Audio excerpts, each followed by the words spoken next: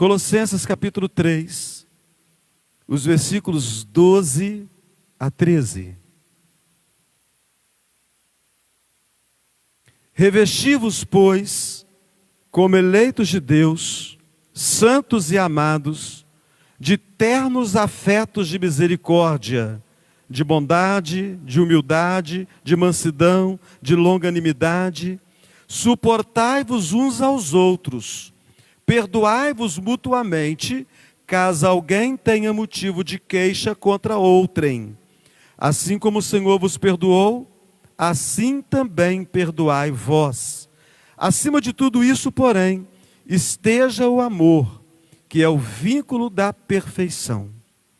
Bondoso Deus, aplica os ensinos da Tua palavra à nossa mente, ao nosso coração, a todo o nosso ser. Assim oramos, no nome santo do Senhor Jesus. Amém. O problema que o tempo não resolve. E aí, Bruna? Que problema é esse? Dizem que o tempo cura todas as feridas. Isso é mentira. O problema que o tempo não resolve é a questão do perdão ou da falta dele. O perdão é um assunto muito mal resolvido nas nossas vidas. Então presta atenção, estou sendo duro. O perdão é um assunto muito mal resolvido nas nossas vidas. Então não acuso vocês de algo que eu mesmo não tenha grande dificuldade. Meus irmãos, esse assunto é frontal, não é lateral. O que significa isso? Tem que ser tratado de frente. O assunto acerca do perdão, ele é um assunto primário, não é secundário. Não vamos deixar para depois. Não tem como deixar para depois. E diz respeito a mim e a você também.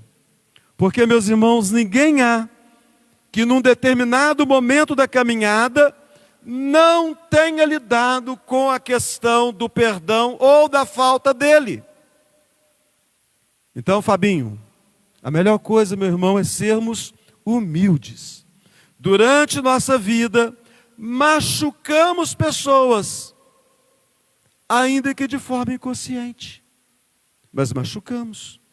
Também pessoas nos machucam ao longo da caminhada, e nem sempre, meus irmãos, é resultado de pura maldade. Não. São as situações complexas da vida. Mas, de forma consciente ou não, deixamos feridas e recebemos feridas que precisam cicatrizar. É uma guerra. Na guerra, sim. O soldado deixa feridas e recebe feridas. As feridas que ele deixa no inimigo precisam cicatrizar. E as feridas que o inimigo deixam nele também precisam ser cicatrizadas. Será, meus irmãos, que dos presentes aqui essa noite, vocês e aqueles que estão assistindo esse culto de forma online, será que nunca alguém ficou decepcionado com você? Será que eu sou tolo de pensar que ninguém nunca ficou decepcionado comigo? Será que você é tolo de pensar que ninguém nunca te decepcionou? Não, eu vivo a vida assim, ninguém nunca me decepcionou. Você vive no mundo da fantasia. Tem gente que vive no mundo da fantasia. A pessoa não quer sentir a dor. Ela prefere fazer de conta que não foi machucada. Então, com certeza, nós já decepcionamos alguém e alguém já nos decepcionou. Alguém disse que essas coisas da vida não é uma questão de si, Késia. É uma questão, sabe de quê? De quando. Então, perdão ou falta do perdão não é se, mas é quando. Porque eu e você, com certeza, machucamos e fomos machucados. Né, doutora Lavínia?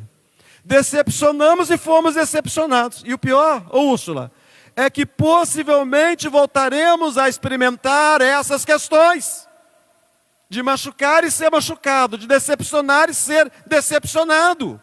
Então, meus irmãos, não perdoar é ser consumido por uma mágoa que destrói e que mata. Aí vem a pergunta: onde se faz necessário o perdão? De repente tem uma área que se faz necessário o perdão mais do que em outra. Meus irmãos, é ilusão. O perdão se faz necessário em todas as áreas da vida. Porque em todas as áreas da vida há relacionamentos. E os relacionamentos estão sujeitos a estranhamento o tempo todo. Na família, nós não temos casamentos perfeitos. Nós temos aqui irmãos com mais de 50 anos de vida conjugal. Alguns com poucos anos, com um aninho ainda. Outros com poucos anos. Outros com 30, 40 anos. Mas eu tenho certeza que mesmo o casamento mais experimentado que nós temos aqui, com certeza não é um casamento perfeito. Nossos pais são maravilhosos. Tão maravilhosos, né, presbítero Renato? Que os seus vieram aqui te prestigiar essa noite. Mas ainda assim, eles não são perfeitos. Nós somos bons filhos, né, irmãos? Mas nós não somos filhos perfeitos. No trabalho é a mesma coisa. Não temos colegas, empregados, patrões, sócios, cooperadores, colaboradores que sejam perfeitos. E as amizades? Quantos amigos nós temos? Alguns têm muito mais amigos fora da igreja do que dentro da igreja. É perigoso, mas é fato. Alguns têm muito mais amigos fora da igreja. Os nossos amigos, nem os da igreja são perfeitos. Os de fora também não são perfeitos. E também não temos igreja perfeita. Logo, não temos pastores perfeitos e nem membros da igreja que sejam perfeitos. Alguém disse que o pastor perfeito é o que foi embora. O pastor perfeito é o que está visitando a igreja. Esse é o pastor perfeito. Porque se você for lidar com ele, você vai descobrir que ele é tão imperfeito quanto o que foi embora. Ou é tão imperfeito quanto o seu pastor. O membro perfeito é o de fora da outra igreja. Vai lidar com ele. E eu que sou pastor, já passei por muito mais igrejas do que vocês. Ao longo de 35 anos de pastorado, esta é a minha 4ª igreja que eu pastoreio. Ao longo de quase 35 anos de pastorado. Então digo a vocês com certeza, que onde há uma igreja, há um rebanho muito bom, mas um rebanho que não é perfeito. Um rebanho que tem as suas dificuldades, assim como seus pastores. E as dificuldades dos relacionamentos, elas acabam provocando necessidade de perdão, porque nós somos imperfeitos. Então, dona Lili, é fácil tratar desse tema? Talvez alguém diga assim, né? Eu tenho um coração perdoador. Meu coração é igual ao coração de Jesus. Meus irmãos, perdoar não é fácil. Alguém disse que é fácil falar de perdão. Até quando, dona Marta? Até ter que perdoar alguém. É a coisa mais fácil falar de perdão, até que você tenha que perdoar alguém. É fácil pregar sobre perdão, até que alguém machuque você, machuque alguém que você ama, ou até que você machuque alguém. É fácil ensinar aos outros sobre o perdão, até você ser vítima de uma injustiça. Então, todos aqueles que já foram vítimas de injustiça, com certeza, a partir desse instante, nunca mais ensinar sobre perdão foi a mesma coisa. Há 3 perguntas que nós devemos fazer sobre o perdão. Nessa noite, eu vou ficar em apenas uma pergunta. E quando, e se Deus permitir outra ocasião, eu falarei sobre as outras perguntas. Então, a primeira das 3 perguntas principais sobre o perdão, ô Jefferson, é: por que perdoar? Essa é a primeira das 3 grandes perguntas sobre o perdão. O primeiro ensino dessa noite: por que perdoar? Porque somos eleitos de Deus. Esse é o nosso primeiro ensino. Por que perdoar? porque somos eleitos de Deus. Vamos falar juntos? Porque somos eleitos de Deus.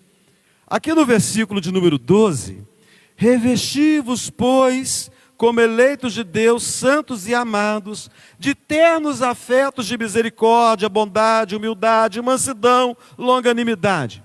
Então vamos lá, por etapa. Revesti-vos, pois, como eleitos de Deus. Então, presta atenção, o Lucas, o diácono eleito, Lucas, ele foi eleito para se vestir de uma nova vida.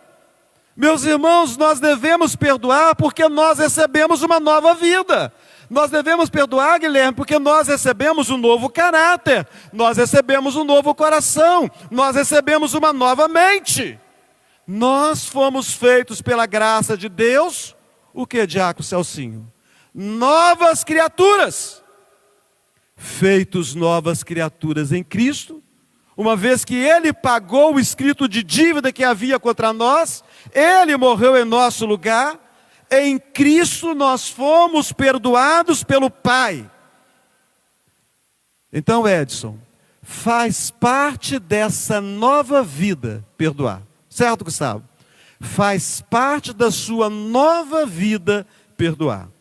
Por pior que tenham me tratado, Lívia, por mais que tenham me machucado, Lion, por mais que eu tenha sido caluniado, Andréia, pisado, Renata, eu tenho condições de perdoar. Porque, meus irmãos, isso faz parte da nossa nova natureza. Não é mesmo, Meire? Não é mesmo, Anali? Isso faz parte da nossa nova natureza. Se o Thomas diz, eu não perdoo de jeito nenhum, então Thomas não nasceu de novo. E se você disser, comigo não pode errar, porque se errar comigo, presbítero Osiel, se errar comigo não tem segunda chance, então significa que você ainda não passou pela conversão. E meus irmãos, desculpem, mas a pregação ela tem esse tom mesmo. Não me venham dizer que eu sei o que você está passando, porque eu sei mesmo. Todos nós já fomos pisoteados um dia por alguém, ou talvez nós mesmos tenhamos pisado em alguém que estivesse caído. Mas quando você foi transformado pelo Espírito Santo, você nasceu de novo, você recebeu uma nova vida. Então, Antônio Vitor, faz parte dessa nova vida perdoar. Em algum momento, foi dito que é fácil? Em algum momento, Miriam, foi dito que perdoar é esquecer? O que eu disse aqui até esse momento, meus irmãos, que perdoar faz parte da nossa natureza. Em Cristo nós temos poder para perdoar aquele que nos machucou. E quem foi machucado em Cristo tem poder para perdoar também. Então, meus irmãos, perdoar é decisão. Perdoar também é graça. E perdoar é poder de Deus sobre a vida do crente. Então, perdoar é decisão, perdoar é uma graça, perdoar é o poder de Deus sobre a vida do crente. Esse é o primeiro ensino. Por que perdoar? Porque somos eleitos de Deus. E o segundo ensino? Por que perdoar? Porque o ofensor e o ofendido têm algo em comum. Vamos falar juntos? Porque o ofensor e o ofendido têm algo em comum. Só vocês.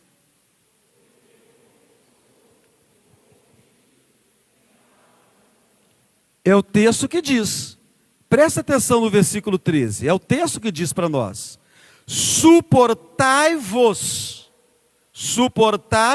uns aos outros. Perdoai-vos, Anderson, mutuamente, caso alguém tenha motivo de queixa contra outrem. Então, meus irmãos, o texto fala de uma grande verdade, que acontece na família, que acontece no trabalho, e acontece dentro da igreja. Nós temos queixas uns dos outros. Quantas queixas? E contra quem você as tem essa noite? Quantas queixas e contra quem eu as tenho essa noite? Eu digo a vocês que algumas serão superficiais, mas outras, Vitória, serão muito profundas. E todas precisam ser consideradas essa noite, meus irmãos queridos, se nós queremos ter a capacidade de perdoar aquele que nos machucou. Uma das coisas mais intrigantes da vida é que muitas vezes nós falamos mal de alguém e nós não nos apercebemos que falamos mal. É intrigante isso, Vilma. Que você pode fazer mal para alguém e sem perceber que você fez mal para aquela pessoa. Parece uma loucura isso, meus irmãos. Por causa da nossa fraqueza, da nossa natureza sempre tendente ao mal, desse coração nosso que é um laboratório de fabricar iniquidade, é um laboratório de fabricar pecado, é um laboratório de fabricar o mal contra o outro. Muitas vezes deliberadamente nós falamos mal e fazemos mal às pessoas. E isso faz então com que as queixas comecem a se manifestar dentro de casa, no trabalho, na sociedade e especialmente dentro da igreja. Por que especialmente dentro da igreja? Porque é aqui que a família se reúne. Não há coisa mais importante que a família. Por isso eu chamei a esposa e os filhos do presbítero Renato. Nós precisamos zelar pela nossa família. O nosso ministério tem que ser para a glória de Deus e para o bem e para a edificação da nossa família. E nós somos a família da fé. Uma família que se reúne muito pouco, a gente se reúne aos domingos. Cada um tem a sua família, a sua própria família sanguínea, né, consanguínea, tem os seus problemas, seu dia a dia, seus afazeres. E infelizmente, a família da fé se encontra 3 vezes a semana. Ela encontra domingo de manhã e domingo à noite, terça-feira para estudar a Bíblia e quinta-feira para orar no templo. Mas infelizmente muitos não têm condições de vir. Trabalham, estudam, têm outras dificuldades, Deus as sabe muito bem. Então, o domingo, especialmente à noite, a família se reúne. E nós temos queixas dentro da nossa casa. Nós temos queixas dentro da nossa família. Até no trabalho que nós realizamos para o Senhor, muitas vezes nós temos queixas. Nós temos queixas nos nossos relacionamentos. Temos queixas dentro da igreja. Entende por que você tem queixa contra os outros e os outros têm queixas contra você? Você entende bem, Alessandra? Minha filha, porque nós somos maus.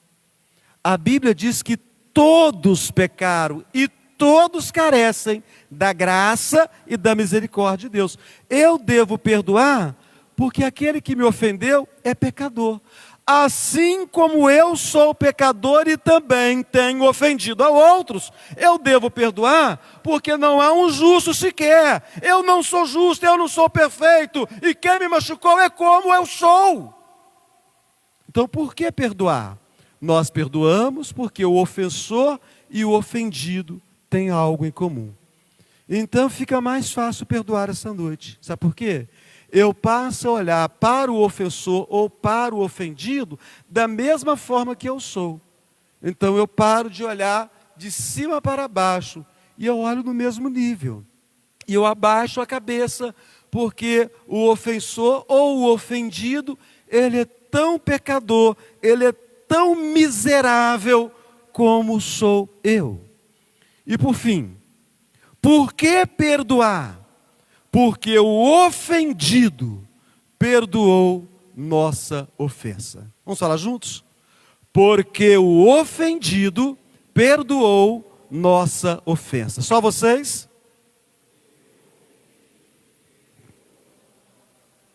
Mas quem é o ofendido, Milena? Quem é o ofendido? O ofendido seria o cônjuge, a esposa que está amargurada, triste com o esposo, que não tem se comprometido com o lar. O ofendido seria o esposo que está triste com a esposa, que não tem se comprometido com o lar. O ofendido seriam porventura os pais, a quem nós muitas vezes rejeitamos o ensino, rejeitamos a disciplina, a instrução? O ofendido seria porventura o filho? A Bíblia fala sobre isso, que nós devemos ter cuidado no trato com os nossos filhos. Será que de repente o ofendido são os filhos? Nós pesamos a mão demais, nós demos um castigo além daquele que realmente merecia a ofensa cometida. O ofendido seriam quem? Amigos nossos, vizinhos nossos, parentes nossos, irmãos membros da igreja, liderança nossa. Quem é esse ofendido? Eu devo perdoar porque o ofendido perdoou a minha ofensa. Mas espera aí, quem me ofendeu não me perdoou. Então eu não posso perdoar, eu estou aqui essa noite, eu não fui perdoado ainda. Mas meus irmãos, a nenhum desses aqui eu me refiro ao dizer acerca desse ofendido. Sabe por quê? O ofensor e o ofendido, nós vimos aqui anteriormente que eles se assemelham porque possuem as mesmas imperfeições. São pecadores, são injustos, são miseráveis, estão condenados à morte. O ofendido a quem me refiro aqui é aquele que o texto nos fala. Assim como o Senhor vos perdoou, a parte final do versículo 13. Assim como o Senhor vos perdoou, assim também perdoai vós. Mas eu não ofendi a Deus não, né, Pedrinho? Eu não ofendi a Deus, né, Renato? Eu não ofendi a Deus não? Sim, nós ofendemos a Deus. Nós precisamos perdoar, porque o texto bíblico diz que nós fomos muito perdoados. Quem de nós aqui pode afirmar: eu não preciso ser perdoado? Quem é que pode afirmar? Sabe de uma coisa? Eu sou tão bom, mas tão bom, que quando Deus me aceitou, não precisou fazer nada. Jesus morreu na cruz por causa dos outros. Eu sou tão bom, mas tão bom, que o sacrifício de Jesus não foi por minha causa. Meus irmãos, nós fomos muito perdoados. Uma ofensa foi cometida contra Deus, e lá no Éden foi cometida pelos nossos primeiros pais, e ela aparentemente foi muito simples: comer do fruto proibido, foi uma desobediência. Com Caim, essa ofensa foi não dar a Deus o que Deus merecia. Com Caim também a ofensa foi invejar e odiar e assassinar o irmão. Ele peca contra Deus e ele peca contra o irmão. Adão peca contra Deus e peca contra sua esposa Eva. E desde então o ser humano tem ofendido a Deus e tem ofendido ao próximo. A Bíblia diz que o salário do pecado é a morte. A morte tem estado presente nas nossas vidas. Nesses últimos 10 dias, 7 dias, 10 dias, o número de jovens que morreram. Acidentes e suicídio. Que tristeza. Em 10 dias, o número de jovens com 20 e poucos anos de idade, 34, 35 anos de idade. Meus irmãos, nós somos pecadores. Qual o pecado que eu tenho praticado? Cada um tem o seu próprio pecado a atormentar a sua mente e o seu coração. Eu sei que pecado atormenta a minha mente, atormenta o meu coração, tira a minha paz, e você sabe exatamente que pecado faz o mesmo com você. A boa notícia, meus irmãos, é que Deus nos amou de tal maneira que deu o seu Filho. A boa notícia é que Jesus morreu por nós, sendo nós ainda pecadores. A boa notícia é que se confessarmos nossos pecados, Ele perdoa e apaga toda imundície. Então, meus irmãos, eu e você fomos muito perdoados por Deus. O pecado tem o poder de nos fazer adoecer. O pecado tem o poder de nos fazer fracassar. O pecado tem o poder de nos desacreditar perante a família de sangue, perante os amigos, perante a igreja. O pecado tem o poder de nos fazer amargurados. O pecado joga no lixo aquele que o pratica e não o abandona. Gente que foi bênção e hoje está como que jogada fora, porque o pecado é cruel. O pecado cobra um preço muito alto. Mas Jesus foi até o lixão desse mundo e resgatou para si os eleitos. curou suas feridas, transformou suas vidas e fez o milagre da nova criatura. Jesus fez isso comigo. Jesus fez isso com você. Quem entra no céu? Quem é perfeito? Quem é santo? Quem não erra de jeito nenhum? Meus irmãos, lá no céu só entra um tipo de gente. Gente que foi perdoada. A igreja é composta por um tipo de gente. Que gente que é? Gente que foi perdoada. Eu e você somos essa gente. Nós somos perdoados por Deus. E nós somos muito perdoados por Ele. Então, irmãos, está na nossa natureza.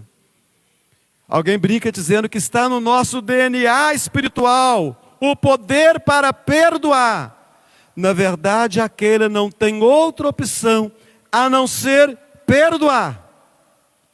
Então, meus irmãos, eu concluo dizendo o seguinte: ninguém perdoa porque tem uma boa educação.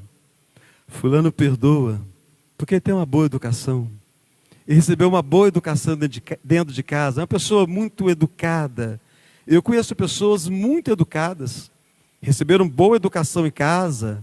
Elas têm uma fala gostosa de ouvir.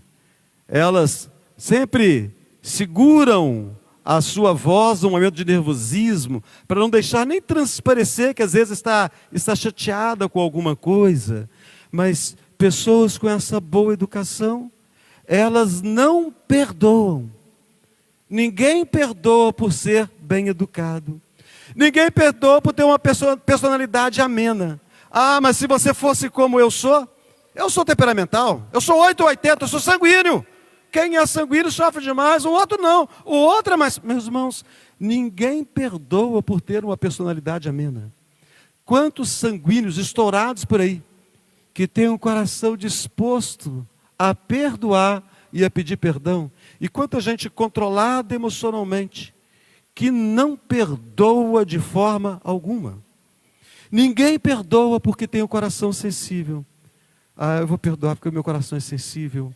E eu estou sensibilizado de ver o outro triste comigo. Porque quando há questões de relacionamento, alguém fica triste. Se não ficar triste, a pessoa não sabe que houve problema. Se ela sabe que há problema, ela fica triste. Então o outro vê e fica triste. Ah, eu estou tão triste, né? Mas ninguém perdoa por causa disso. Que tem gente que vê, que sente que há um problema, mas ainda assim continua sem perdoar. Por que nós perdoamos então, meus irmãos? Nós perdoamos porque somos novas criaturas. Nós perdoamos porque entendemos que o ofensor e o ofendido têm mais em comum do que queira aceitar. Nós perdoamos porque Deus nos perdoou extraordinariamente. Perdão não é algo natural.